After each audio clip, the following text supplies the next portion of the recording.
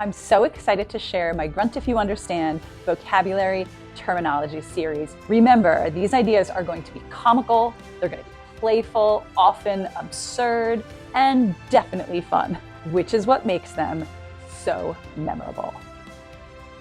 Before we get started, a quick reminder that the Grunt If You Understand method of ballet training goes well beyond the vocabulary and terminology of dance. It's going to help dancers understand all of the mechanics of ballet technique, from the smallest details to the big picture.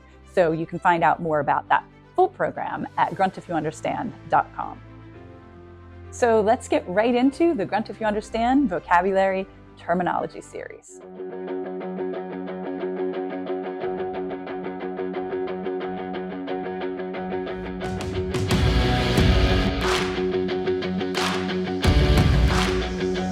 What do vegetables have to do with ballet?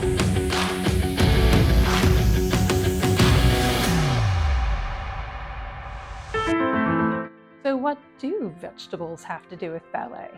This is a sweet little visualization that I use even as far back as my preschool dancers.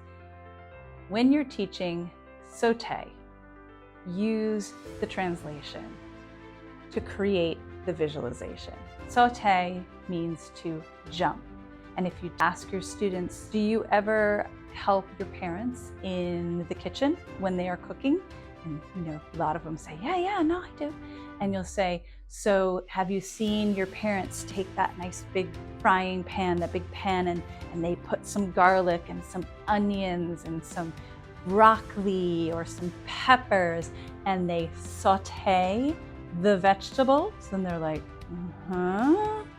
And I said, yes, saute means to jump. You are making those vegetables jump in that pan. So when you do your saute jumps, you need to be a vegetable. You need to be a broccoli. In fact, with the preschool students, when I teach them this, I then every week go around that circle when we're going to be doing our sautés, and I say, what vegetable are you going to be today in that pan? So teaching the vocabulary, saute, to jump, make the vegetables jump. They're used to hearing that word saute in reference to food and cooking and sauteing things in a pan.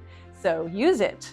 You're in that bubbly oil and it's making you jump because you are a vegetable in a pan. So saute, if I'm teaching my beginner students, we'll just do them in first position, or we'll do them in sixth position, hands on the hips or hands on our shoulders, and you want to saute those veggies. Or if you're into your Ballet 1 students and you've taught them that we need to saute the veggies, and then you will give them their first position, perhaps with their hands on their shoulders, or they've started their en bas or bras bas first position, and you'll say, all right, let's saute the vegetables.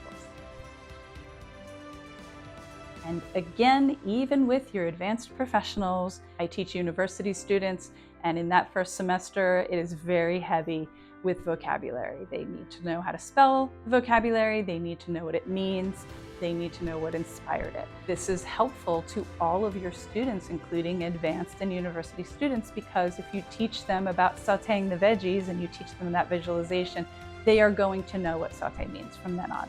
They're going to know that you're making the veggies jump in the pan. Saute, to jump.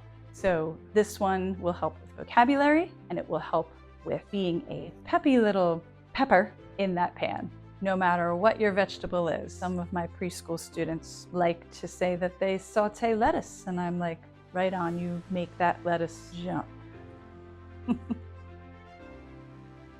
Grunt if you understand.